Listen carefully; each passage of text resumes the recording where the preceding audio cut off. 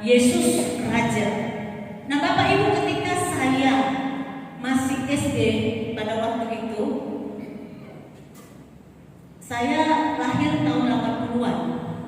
Jadi kalau kita lihat fenomena yang perubahan pada saat ini, kalau dulu masa saya kecil itu tidak mengenal gadget. Jadi permainan kita dulu adalah kalau tidak engklek, karet yeye. Kalau tidak karet yeye, alat cendol. Ada yang jaga, ada yang sembunyi. Lalu dicarilah di mana tuh, kalau dapat dia yang jaga. Tetapi ada satu permainan yang juga sering kami mainkan bersama tetangga waktu itu. Kawan-kawan masa kecil ya, kalau pulang kampung semua udah ada yang merantau, tetapi masih ada yang di situ, stay di situ. Nah Bapak Ibu, saya juga pernah bersama teman-teman bermain raja-rajaan. Raja-rajaan. Ada yang jadi raja, ada yang jadi pengawal, ada yang jadi dibagi perannya Bapak Ibu. Nah Bapak Ibu, yang mau saya katakan, kalau namanya permainan raja-rajaan, tentu bukan raja sebetulnya. Tentu memang hanya sebatas permainan, bukan raja yang beneran, bukan betul-betul raja, hanya permainan Bapak Ibu. Saudaraku yang terkasih, inilah yang akan kita lihat dari kebenaran firman Tuhan ini. Yesus salah satu simbol yang ditujukan kepada Yesus, salah satu bagian dari yang diberikan nama kepada Yesus adalah orang percaya kita mengatakan bahwa kita sebut dia adalah raja. Kalau raja itu berarti pemimpin, kalau raja itu berarti penguasa, kalau raja itu artinya dia berdaulat. Kita akan lihat bersama-sama Bapak Ibu. Nah, saudara yang terkasih, ketika saya mempersiapkan kebenaran firman Tuhan ini, saya lihat amanah. Lalu saya lihat kitab Injil Yohanes pasal 18 ayat 33 sampai 37. Lalu saya baca judulnya, Yesus di hadapan Pilatus. Itu judulnya Bapak Ibu ya. Yesus di hadapan Pilatus. Saya bolak-balik lagi, apa saya salah? Saya cek lagi tanggalnya. Nah ini kan udah mau Advent. Kenapa Nats Khotbah berbicara tentang Yesus di hadapan Pilatus? Tidak nyambung Bapak Ibu. Lalu saya semakin, apa salah ini amanah?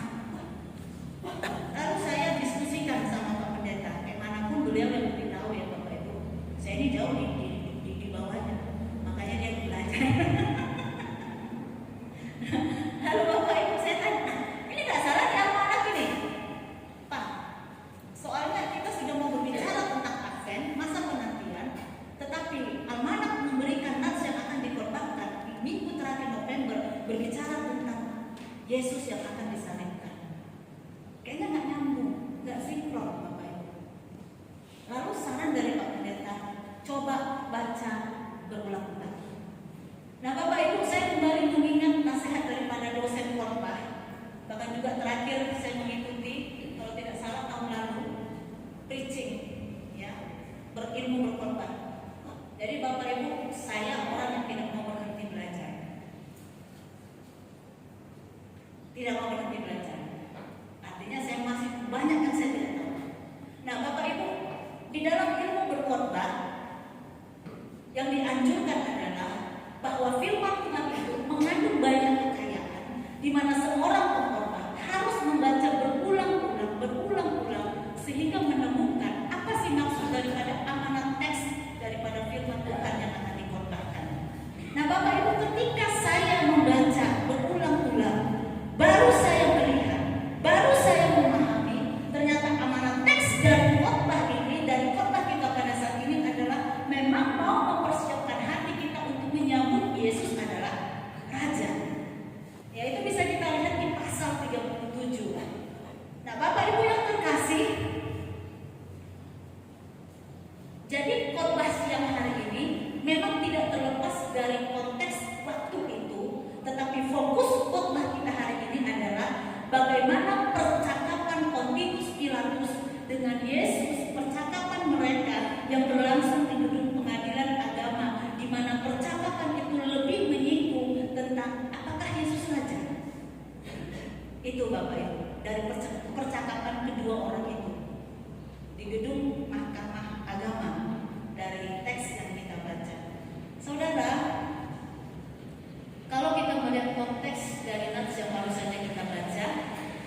Yesus diperhadapkan dalam pengadilan agama. Saya melihat kira-kira ini seperti apa kalau kita masuk di dalam konteks saat ini, kekinian.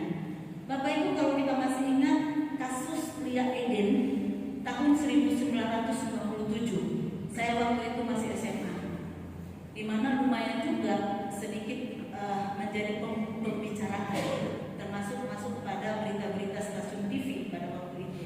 Saya masih SMA waktu itu. Lalu apa inti kasus daripada Lia Eden ini? Lia Eden mengatakan bahwa dia adalah orang yang dipilih oleh Tuhan untuk memberitakan ajaran baru. Ajarannya seperti apa Bapak Ibu?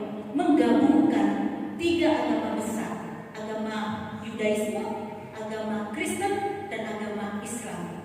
Nah, akhirnya teman kita yang sebelah itu lebih keberatan. Lalu akhirnya dia ditangkap dan akhirnya dia diadili dan akhirnya dia dipenjara dengan tuduhan penistaan agama. Nah, kira-kira yang dihadapi oleh Yesus di mahkamah agama ini adalah seperti itu. Tuduhan yang diberikan kepada orang banyak kepada Yesus adalah seperti itu, bahwa Yesus mengajarkan sesuatu yang melenceng dari apa yang sudah diterima oleh orang Yahudi pada waktu itu. Banyak yang diberitakan oleh Yesus yang mereka pikir, yang mereka lihat tidak sesuai. Padahal Yesus mengatakan bahwa dia datang untuk menggenapi hukum Taurat, untuk menggenapi semua. Dengan apa dia datang? Dengan unsur kasih. Kalau kita hidup di bawah hukum Taurat, nggak ada yang selamat Bapak Ibu. Repot kita ini kalau di bawah hukum Taurat. Tetapi Yesus datang yang sudah dijanjikan dari ketika manusia jatuh ke dalam dosa. Injil sudah dikatakan Tuhan, Injil sudah diberitahukan oleh Allah bahwa akan datang seorang penyelamat, Mesias, Raja itu. Dia akan menyelamatkan.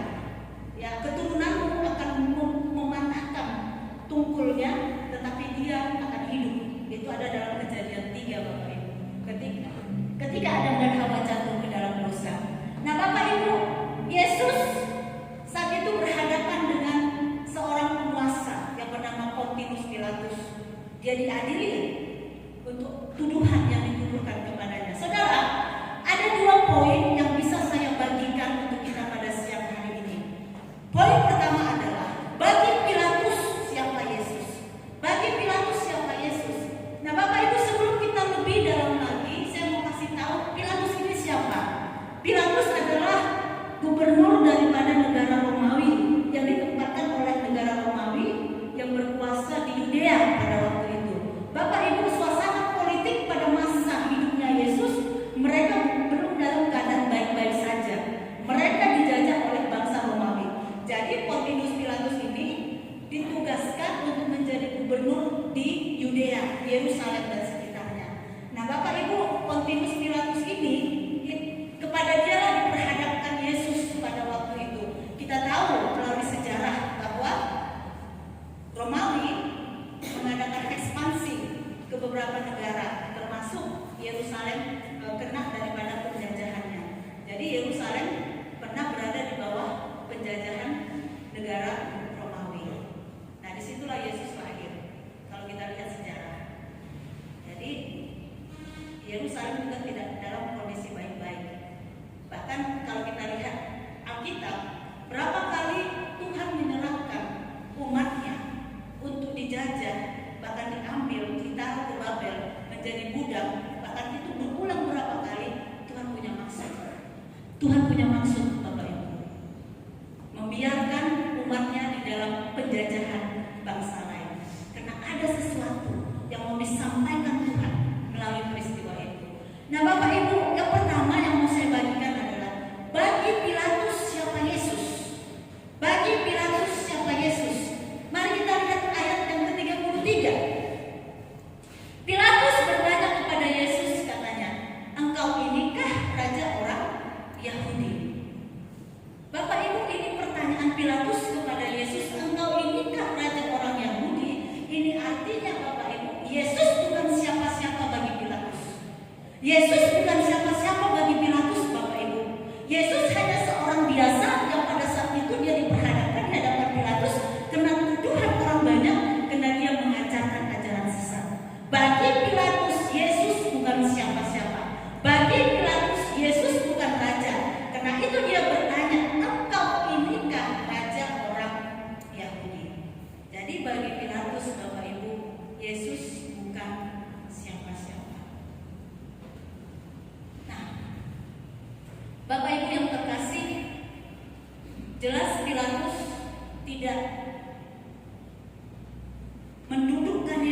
sebagai raja bagi hidupnya.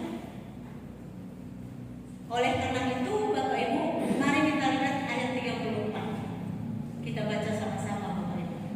Ayat 34 kita baca bersama-sama. Jawab Yesus, apakah engkau katakan hal itu dari hatimu sendiri, atau adakah orang lain yang mengatakannya kepadamu kata aku?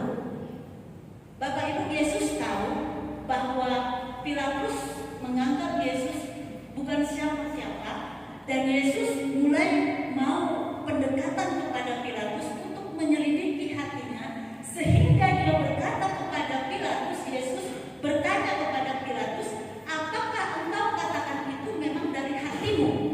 Dari hatimu bahwa aku tidak raja, atau adakah orang lain yang mengatakan kepadamu, sehingga engkau bertanya kepadaku, apakah aku ini raja orang Yahudi? Yesus mau melihat, bisa enggak Pilatus ini diselamatkan ketika dia berhadapan dengan Yesus pada waktu itu. Nah Bapak Ibu, sama seperti Yudas Iskariot, ini juga yang dilakukan kepada Pilatus oleh Yesus, di mana Yesus sebenarnya ingin menyentuh hati dari Yudas pada waktu itu, pada perjamuan makan terakhir. Pertanyaan Yesus sebenarnya mau menggugah hati daripada Pontius Pilatus. Ya aku raja, kau percaya enggak? Kira-kira seperti itu sebenarnya dengan kalimat yang lain. Tetapi Bapak Ibu, apa jawaban Pilatus? Dia mengatakan kepada Yesus, aku bukan orang Yahudi, aku orang Romawi. Tidak ada urusan denganku apa yang kau katakan bahwa engkau raja. Bapak Ibu, dia memeraskan hatinya. Dia mengatakan, kau bukan siapa-siapa bagiku. Pendekatan Yesus tidak menjamah hati Pontius Pilatus pada waktu itu.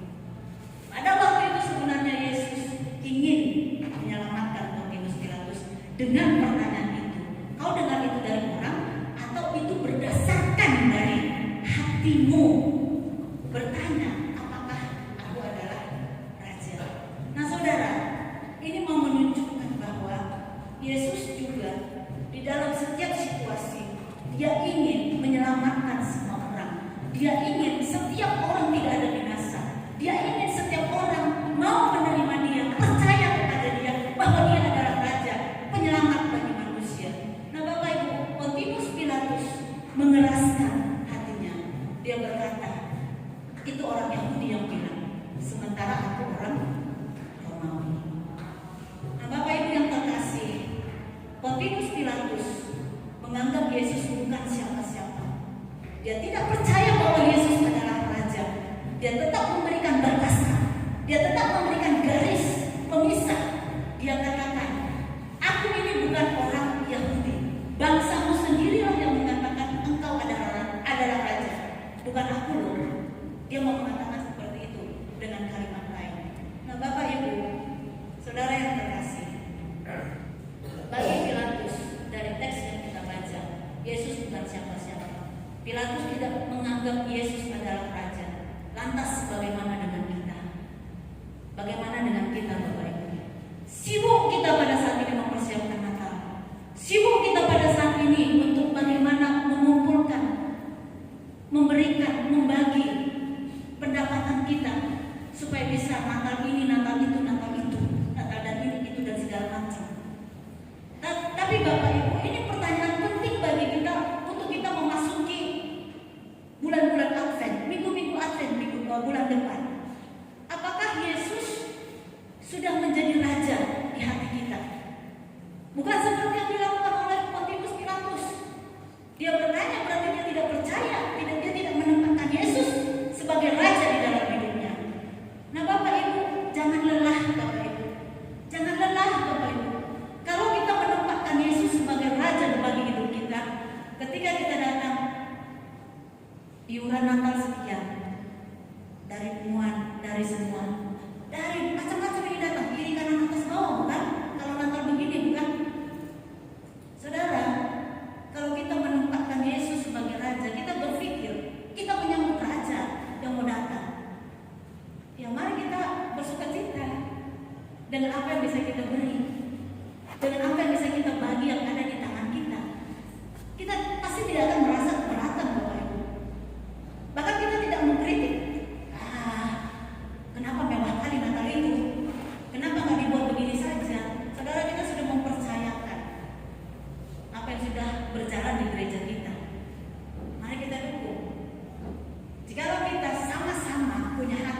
menempatkan Yesus sebagai Raja, saya pikir respon kita untuk pekerjaan Tuhan menyambut Yesus akan senang, bukan? Kalau anak kita ulang tahun senang Bapak Ibu ya. Kalau kita didoakan kena ulang tahun senang, bukan? Iya. Anak kita ulang tahun, orang tua kita ulang tahun, kita senang saat ini. Sebentar lagi kita sama-sama menyambut ulang tahunnya Raja Yesus yang kita katakan sebagai Raja. Amin Bapak Ibu. Amin. Bagi Pontius Pilatus, Yesus bukan siapa-siapa. Bukan siapa-siapa. Yesus itu tidak siapapun bagi Pilatus. Nah saudara, yang saya teringatnya adalah Pontius Pilatus ini namanya akan terus diucapkan oleh orang percaya, tapi bukan dengan makna yang sudah kita ketahui bagaimana profil dia. Tetapi Bapak Ibu, kalau kita ingat pengakuan iman rasuli, nama Pontius Pilatus ada di situ, bukan? Tetapi dia sebagai apa? Sebagai pemerintah yang tidak mengakui Yesus adalah Raja. Dia yang menyerahkan Yesus, lalu dia dengan caranya mencuci tangan menganggap aku tidak terlibat. Kalian minta dia mau diserahkan dihukum mati, ya silahkan. Aku cuci tangan. Dia ada simbol cuci tangan waktu itu. Dia menempatkan Yesus bukan siapa-siapa dalam hidupnya. Nah, Bapak Ibu, poin kedua yang akan saya bagikan dari kebenaran firman Tuhan ini adalah Yesus mengatakan dia adalah Raja. Yesus mengatakan dia adalah Raja. Bapak Ibu, mari kita lihat ayat yang ke-36. Kerajaanku bukan dari dunia ini. Jika kerajaanku dari dunia ini, pasti hamba-hambaku telah melawan supaya aku jangan diserahkan kepada orang Yahudi. Akan tetapi kerajaanku bukan dari sini.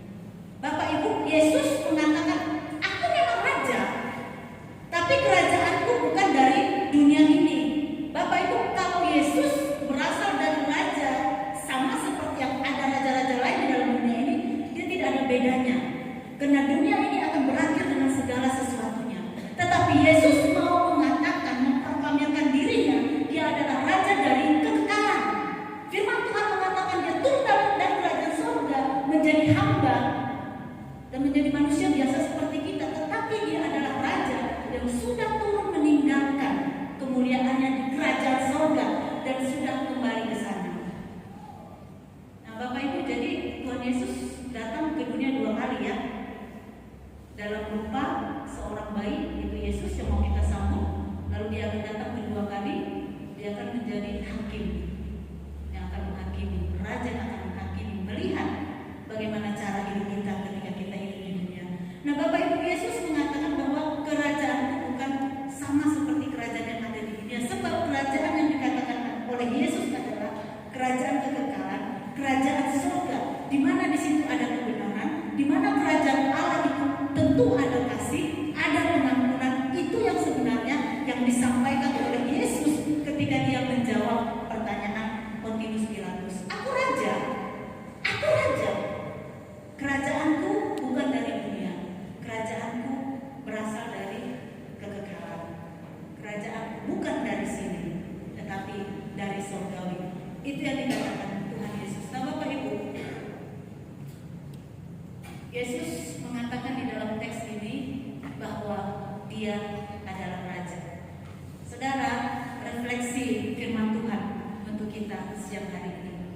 Refleksi dari firman Tuhan untuk kita siang hari ini. Yang pertama, Bapak Ibu, mari kita mengakui kekuasaan Yesus Sang Raja. Mari kita sama-sama mengakui bahwa Yesus itu adalah Raja. Mengakui dalam hidup kita. Bapak Ibu, tadi di depan saya katakan kalau seorang raja itu berarti punya pengaruh. Seorang raja itu punya kekuasaan, punya power. Artinya kalau kita mengatakan Yesus Raja dalam hidup kita, biar ajaran Yesus, biar firman Tuhan itu mempengaruhi hidup kita. Kalau kita mau mengatakan bahwa Yesus adalah Raja bagi hidup kita, biar dia mempengaruhi seluruh kehidupan kita, biar dia mempengaruhi pemikiran kita, biar dia mempengaruhi hati kita, sehingga sehingga dia juga mempengaruhi apa yang kita lakukan, membentuk karakter kita seperti karakter Tuhan. Saudara, mengakui Yesus sebagai Raja berarti membiarkan Yesus berdaulat atas hidup kita saat ini. Kita tidak punya kuasa atas hidup kita, tetapi Yesus sang Raja itu yang punya kuasa penuh atas hidup saya dan Bapak Ibu. Refleksi yang pertama. Yang kedua, Bapak Ibu, Yesus Raja ini mau mengajarkan apa untuk kita? Ya, kalau namanya penguasa, kalau namanya raja, kalau namanya pemimpin, kita yang dipimpin harus taat, patuh, dan tunduk. Betul ya? Kalau kita punya pemimpin, kalau kita mengatakan engkau raja bagi kami, engkaulah presiden kami, engkaulah pemimpin kami, kalau kita mengatakan demikian dalam hati kita, berarti tugas kita sebagai pengikut, tugas kita sebagai umat adalah taat, tunduk, dan patuh kepada pemimpin itu, kepada raja itu. Nah, saudara, saya pernah melihat wawancara Basuki Cahayapurnama alias Ahok ketika diwawancarai oleh Andi F. Moyang dalam acara Kick Ending. Apa yang dikatakan Ahok pada waktu itu yang cukup menarik bagi saya. Dia mengatakan bahwa Yesus itu adalah model kepemimpinan yang menginspirasi dia. Kenapa Yesus sebagai model kepemimpinan yang menginspirasi dia? Dia mengatakan bahwa Yesus layak untuk ditaati, bahwa Yesus layak untuk dimuliakan, karena memang dia sudah mengorbankan semua yang ada dalam dirinya untuk umatnya, untuk pengikutnya. Nah, Bapak Ibu, saya sama setuju dengan apa yang dikatakan Ahok ini. Saya tidak mau mengatakan hidupnya, tapi pemikirannya. Ketika dia menjadi bupati di Bangka Belitung, menjadi gubernur, kalau saat ini nggak tahu lah ya, dia mengatakan bahwa kepemimpinan yang dia lakukan berdasarkan bagaimana Yesus pada waktu itu boleh menjadi pemimpin bagi umatnya. Intinya apa? Yesus sebagai Raja dia memang sudah menunjukkan dia berkorban untuk kita. Saudara, saya kalau sudah tahu ada orang yang mati-matian untuk saya, bahkan mau mati untuk saya supaya saya hidup, bukankah dia harus saya ikuti, saya percaya? Nah, Bapak Ibu, ada pemimpin yang mengatakan sebentar ini, sebentar itu. Nah, Bapak Ibu, itu saya pikir akan mengecewakan dan kita nggak layak untuk mengikuti, tapi ya di dunia.